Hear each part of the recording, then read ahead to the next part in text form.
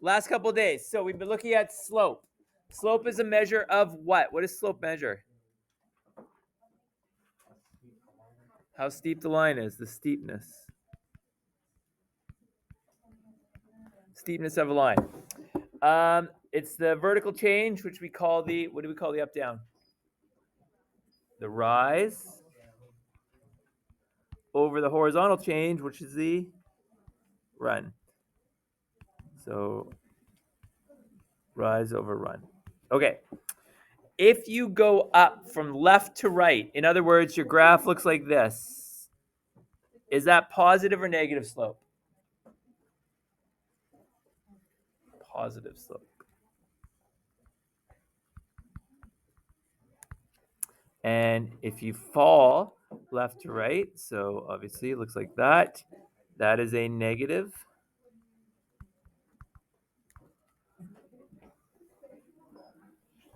If you have a horizontal line, what's your slope? 0. So that is a line that looks like that. And if you have a vertical, you have a undefined slope.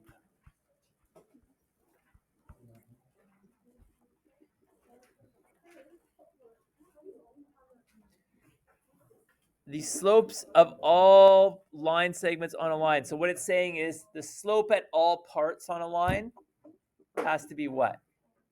Different or the same? The same. So what it's saying is if I draw a line like this and I measure the slope between those 2 points, that should equal the slope between those 2 points. Okay? So all the slope of any part of a line is all the same. All right. And then yesterday, this rise over run formula is good when you have a graph. Okay? And you know exact parts of the line, where the line goes through, the exact coordinates, like we just did on that sheet. But in this case, they go through the corner of a square. You can measure accurately the rise, the run. You can calculate the slope. But if you don't have that, and most things you don't have that, we developed a formula yesterday, which was this. Okay? y2 minus y1. The difference in the up down, which is the rise, over the difference in the side to side, the x's, which is the run. Okay, that is your slope formula written with x and y coordinates. Okay, and you use it when you don't have a graph. All right, you don't need to remember it. You will get the formula. You just need to know how to use it. So here it is written again on the next page, and we're going to practice using it right now. I don't like this one with all the letters, so this is the one that I will give you. It's a little cleaner, I think. So m, lowercase m, is y2 minus y1 equals x2 over x2 minus x1. Doesn't matter what you call set 1, set 2. It's like the distance formula. It doesn't matter.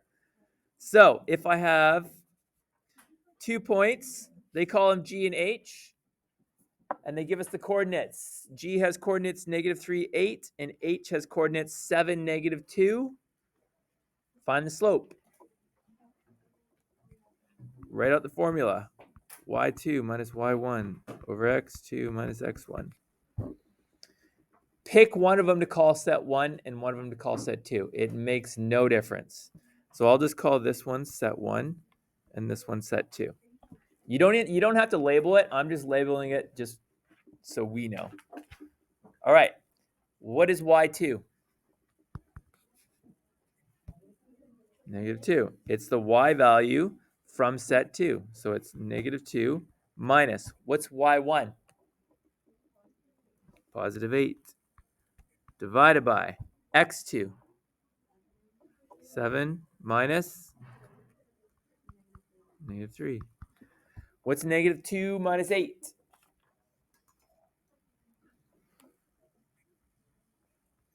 -10. What's 7 minus -3?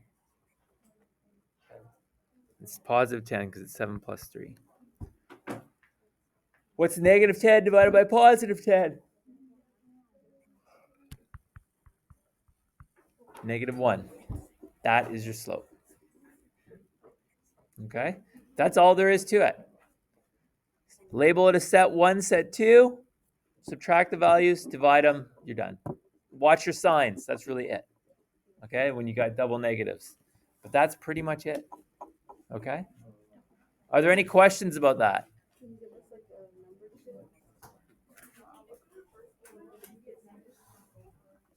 Yep. So if that's a good question. So if you reverse them, so if we call this set 2 and this set 1.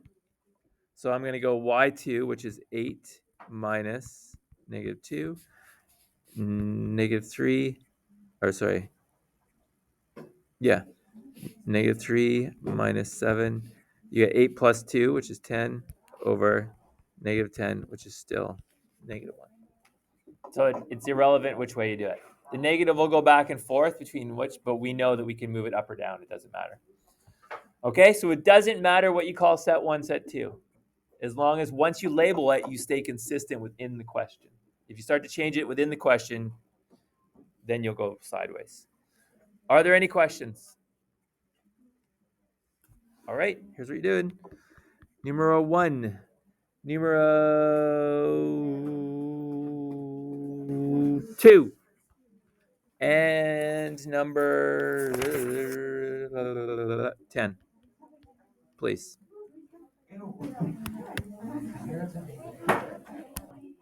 Here we go. Collinear. You want to know what collinear means? It means the points are on the same line. That's all it means. Points are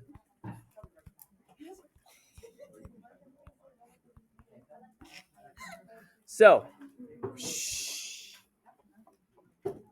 points are on the same line. That's all that collinear means. Okay?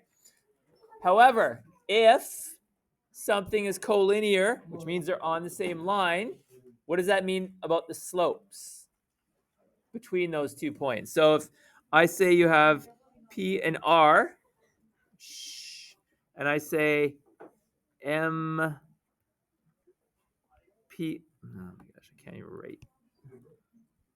MPR. So the slope between P and R is equal to, I don't know, 1.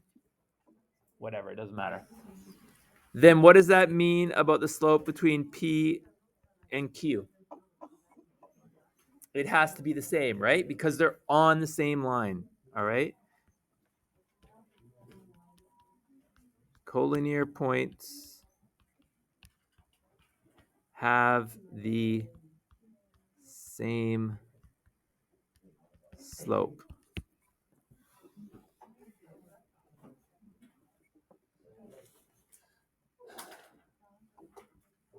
All right. Once you've got that, scroll down to the bottom of the page. Exercise or class example number 3. This one.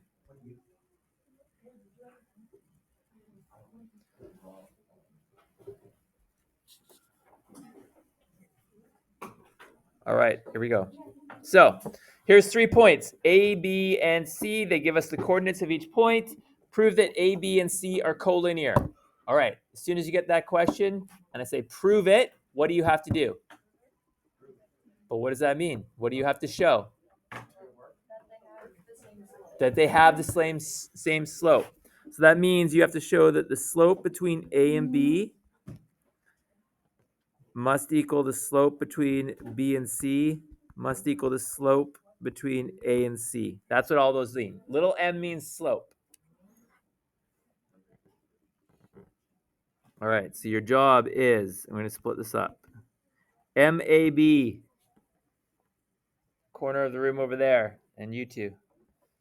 Do MAB, please. So that's the slope between A and B. Middle of the class, what do you want to do? What do you want to do? AC or BC? Okay, BC, you don't have a good choice. You're doing BC. I don't know, did you say that? Or did you say the other one? All right, BC. And then left-hand corner, the talkers. You're doing MAC. Every one of them, you're using this formula.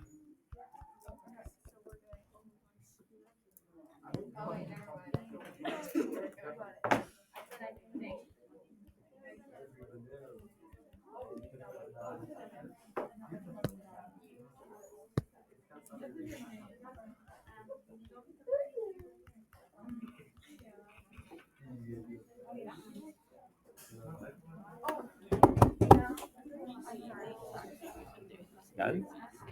What'd you get?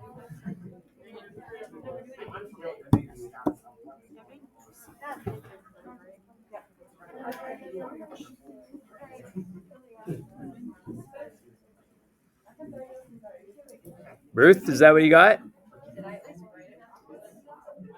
Middle people.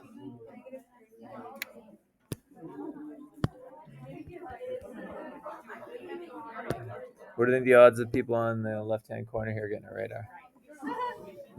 What'd you guys get? Yeah, there you go.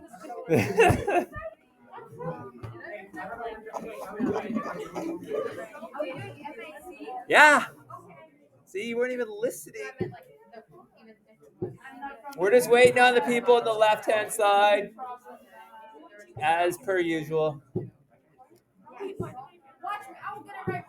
Stop talking and do it. You got it? Thank you, Ariana. All right, so they're all -3. Does everybody agree with that? All right, are they collinear? Yay, they're collinear. All right. All right. Find the value of y if the point D, -4y, lies on line segment AC. This is what makes all these questions difficult. I shouldn't say difficult, but tricky, is that they're all word problems like this. So they're saying, you have line segment AC. Here's AC. AC. And D is on that line. Okay?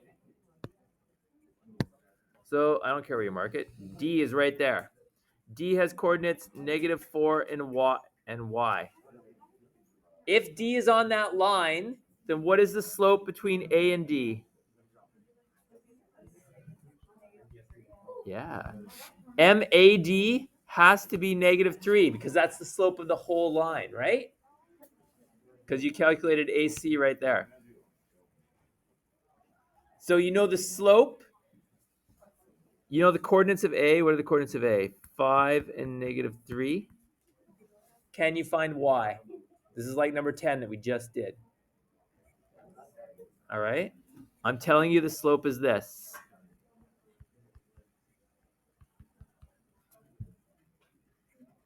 So we're going to go. Do you want to try it on your own? Try it on your own. Actually, that's a good. I'll set it up and then you can try it on your own.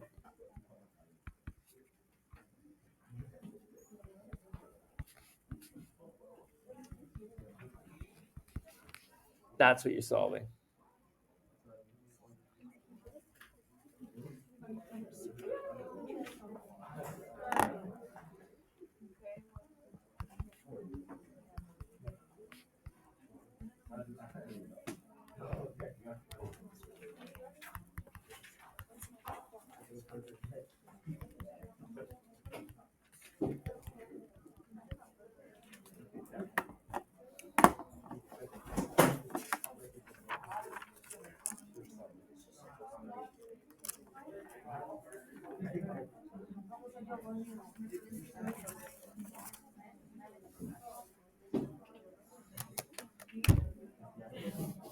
Did we do it? Do it?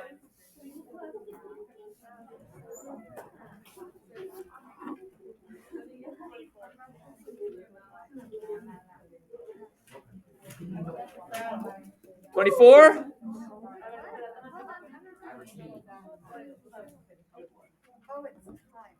If you got it, please do number 7. And then that will bring us up to the end of the day.